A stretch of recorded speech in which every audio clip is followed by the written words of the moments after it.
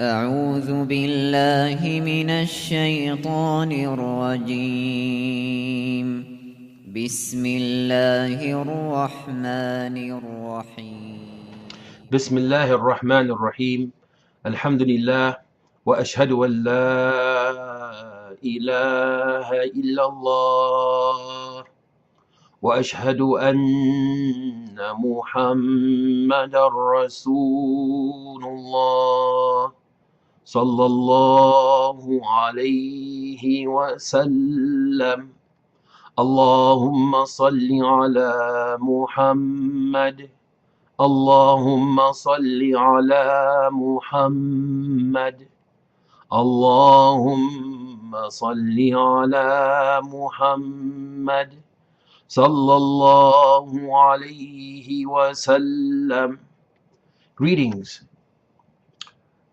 of mercy and blessings from Allah directly into your hearts from your mosque, Yusuf Mosque, and your Imam Ibrahim.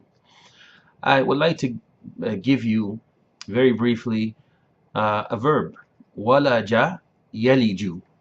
Walaja yaliju is a very interesting verb in that it means to take something and to insert it into something else.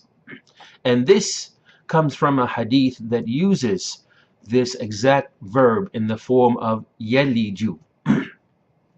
And it is discussing the fact that Allah will take us from this world and He will deposit us into the next world.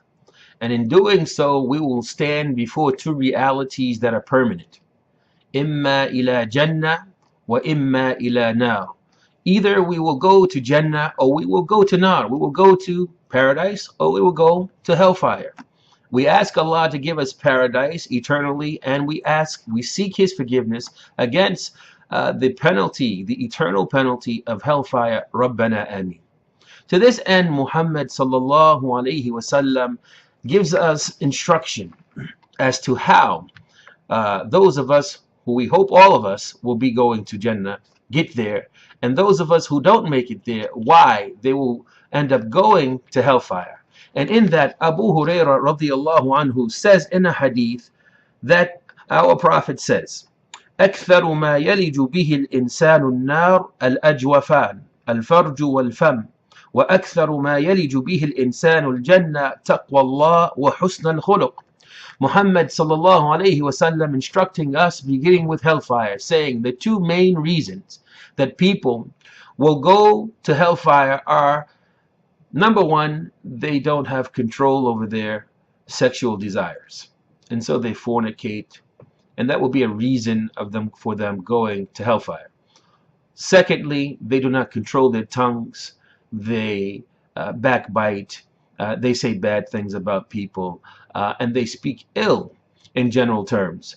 And so because of this, the sins of the tongue and the sins of the sex organs, most people who end up going to eternal existence, life in hellfire, will be there for those two reasons. Then he goes on to say that there will be two predominant reasons why people who go to heaven, Jannah, will be there. Those being taqwallah and husnul khuluq, regard for Allah. And that is in the standard that is given to us in the hadith of Jibreel, where the Prophet ﷺ is telling us that ihsan is to worship Allah as if though you can actually see Him, knowing that you cannot, but that He always sees you. And so in that sense, it makes no logical sense at all for any of us to sin, if the reality of the matter is that you cannot escape the knowledge of Allah as a sinner. And so taqwallah will be the main reason that people who go to Jannah will be there. And then lastly, husnul khuluq, that is to have etiquette, that is to have ethics, that is to have manners, that is to have a high standard of living in life, to be noble and honorable and respectful and regardful. So these are the themes of those who want to go to hellfire.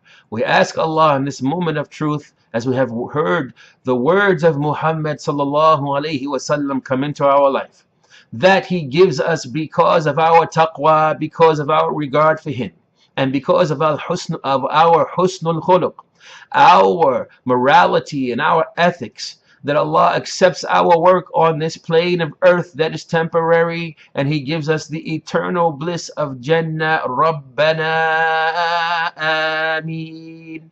And He gives that favor to our families and friends and all that we love. This is your message, members and supporters of Yusuf Mosque this week.